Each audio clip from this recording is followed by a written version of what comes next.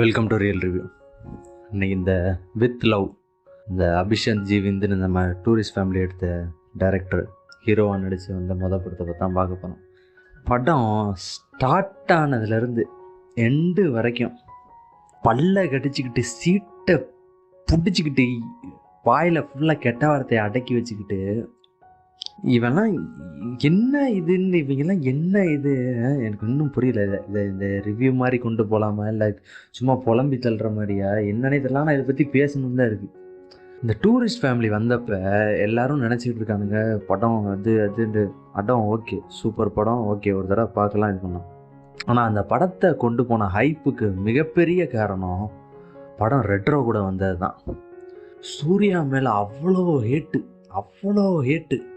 அந்த ஹேட்டுனால வந்த விளைவுனால தான் இந்த டூரிஸ்ட் ஃபேமிலி ஹிட் ஆனதுக்கான ஒரு மெயின் ரீசன். யார் நம்ப அதுதான் மெயின் ரீசன். இன்னொன்று, சசிகுமார் இத்தனை நாளாக பண்ணுறாரே, அவருக்கு ஒரு கிவ் பேக்காக இல்லை ஏதோ ஒன்று, அவருக்கு ஏதாவது ஒன்று பண்ணணும், அந்த மாதிரி இது பண்ணது தான். அதை ஆகா ஓஹோன்னு தூக்கி அதை ஹைப் பண்ணி, சரி ஒரு நார்மலாக ஒரு 24 வயசு பையன், ஃபஸ்ட்டு படம், நல்ல படம், சூப்பர், ஓகே.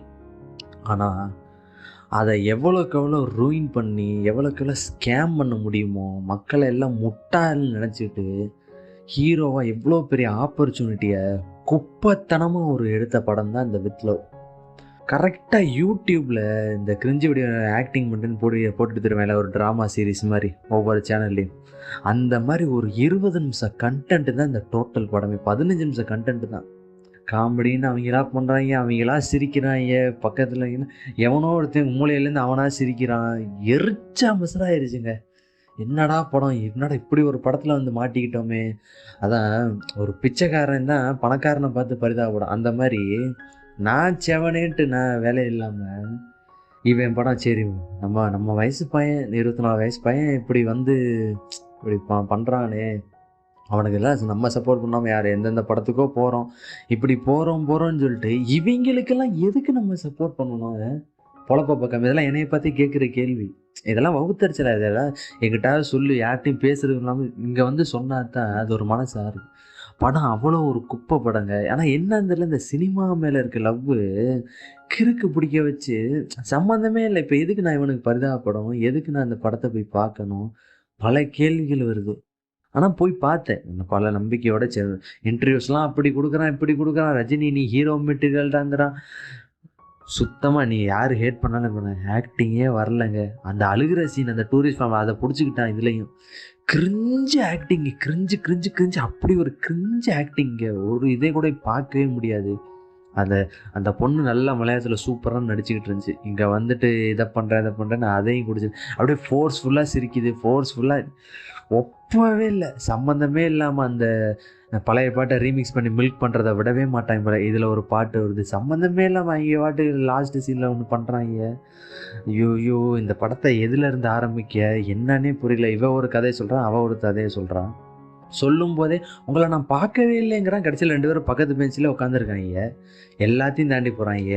முக்கியமான ஃப்ளாஷ்பேக் சம்பவத்தில் கூட ஃபேஸ் டு ஃபேஸ் நிற்கிறாங்க. ஆனால் புதுசாக பார்க்குற மாதிரி ஒன்று பண்ணுறாங்க. கஃபேயில் அவங்க வாட்டு பேசிகிட்டே இருக்காங்க. ஷார்ட்ஸ் தேவையில்லாதெல்லாம் ஒரு கேமரா ஷாட்லாம் வைக்கிறாங்க. மட்டன் வாங்குறத வைக்கிறாங்க, காஃபி குடிக்கிற வைக்கிறாங்க, காஃபி ஊற்றுறத வைக்கிறாங்க. ஸ்க்ரீனில் எதெல்லாம் காமிக்கக்கூடாது அவங்க கேண்டிட் மூமெண்ட்ஸு, அப்படி ஸ்க்ரீன் ஃப்ரேம் சூப்பராக இருக்குன்னு என்ன கருமாந்திரத்தை எங்கேருந்து ஏதோ ஜிவிஎம் படத்தை 4-5 படத்தை பார்த்துருப்பாங்க போல்.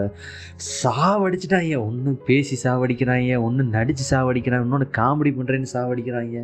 இதெல்லாம் என்ன பண்ண, எதுக்கு நான் இவனுக்கு பரிதாபம்? ரொம்ப மண்டை வெக்ஸ் ஆகி போயிட்டு இந்த வாத்தியார் தான். இந்த சினிமா மேலே இருக்க பைத்தியம் வந்து அதான் அந்த காசை அழிக்கிற மாதிரி, இல்லாதப்பட்ட என் காசை தான் அழிக்கும் சினிமா மேலே இருக்க பைத்தியம். இந்த வாத்தியார் கார்த்திகாண்டி போகலாம்ப்பா, நல்லனுக்காண்டி அவன் போட்டு வச்சு சாவடிச்சு கொன்று அனுப்புனான். அதே மாதிரி தான் அந்த மாஸ்க்குன்னு ஒரு படம், ஆளுக்கு இப்படி ஏற்றி எங்கே இந்த சினிமா எங்கே போகுது.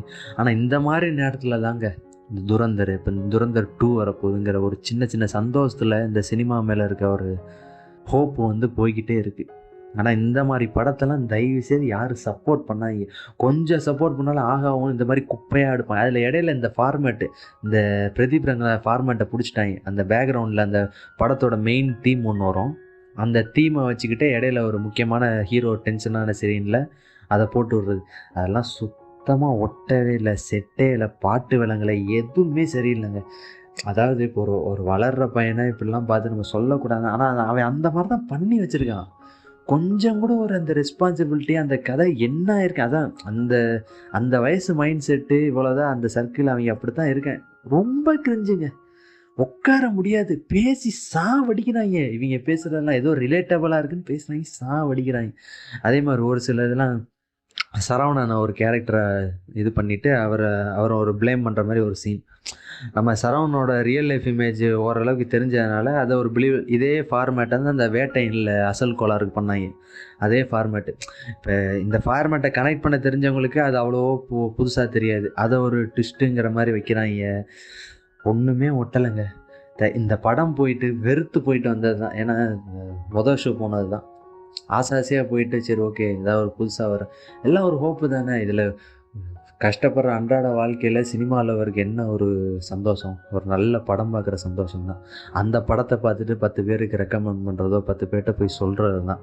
ஆனால் இந்த மாதிரி படத்தை பார்த்துட்டு இந்த பார்த்தவங்க கூட அதை புலம்புறது இருக்குல்ல, அந்த அந்த சுகம் ஒரு தனி. ஆனால் நான் சொல்ல வரேன், சப்போஸ் யூடியூப்பில் சர்ச் பண்ணி ரிவ்யூ பார்க்கணும் தப்பி தவிர இந்த வீடியோ பட்டுச்சுன்னா தயவு செய்து போகாதீங்க, வேணாம். இதெல்லாம் சொல்லக்கூடாது தான். ஒருத்தன் கஷ்டப்பட்டு ஒரு கஷ்டமும் படலை.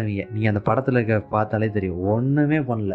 நீங்கள் பார்த்தோன்னா இரிட்டேட் ஆகி வெக்ஸ் ஆகி வருவீங்க. அழகாக அந்த 20 நிமிஷம் அந்த இதுக்கு யூடியூப் எடுக்க வேண்டியதான் அப்படியே கக்கி வச்சுருக்காங்க. அந்த கிரிஞ்ச் ஆகிட்டு யூடியூப்பில் என்ன பண்ணால் அதே தான் இது பண்ணி வச்சு ரொம்ப ஒட்டவே இல்லைங்க, வெக்ஸ் ஆகி போயிடுவீங்க.